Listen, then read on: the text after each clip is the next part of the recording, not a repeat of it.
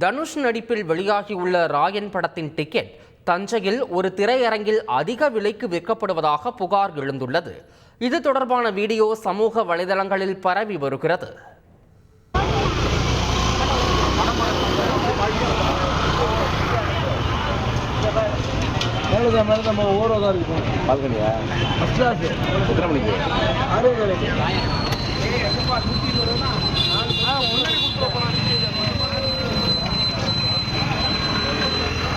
வேற டிக்கெட்